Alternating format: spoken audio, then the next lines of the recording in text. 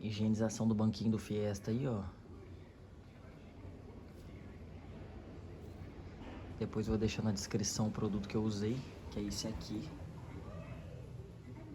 Mas eu fiz mais alguns adicionamentos.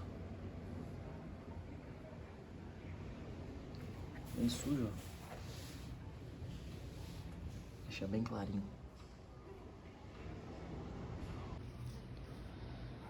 Então, para resumir, é isso. Borrifa o produto.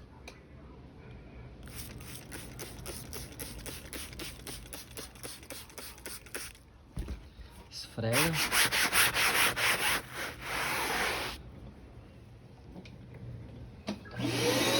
Passa o aspirador. Ó, ó.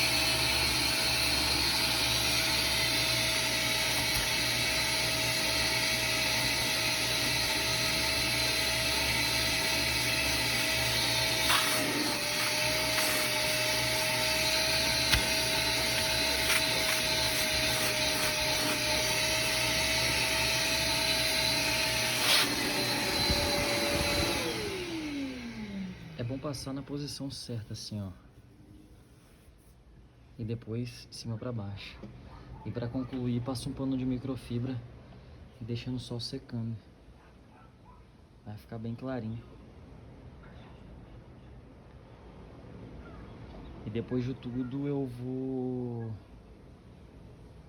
publicar como que ficou a água do aspirador. Um abraço.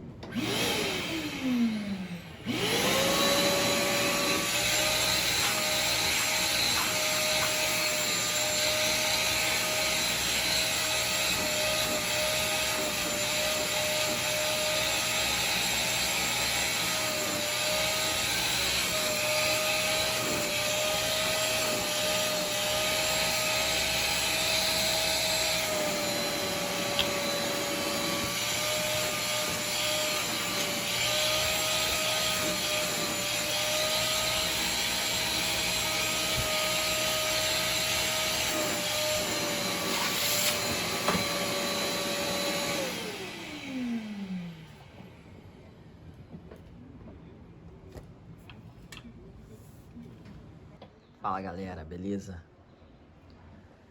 Resultado de como ficou aí o banquinho, os bancos, né? Do Fiestinha. É uma diferença bem grande. Tá no sol aí, a imagem fica um pouco ruim. Mas clareou bem. Aqui é a cor da água. Isso era o que tava no banco do carro. Nos bancos, né? Olha que nojo. E olha a sujeira como ficou por dentro do aspirador. Se limpar aqui e juntar, fica pior ainda. Vou deixar o nome do produto que eu usei. O banco já tá sequinho, ó. 100%. Agora é só instalar e poder usar com mais higiene, né? Valeu, galera. Um abraço.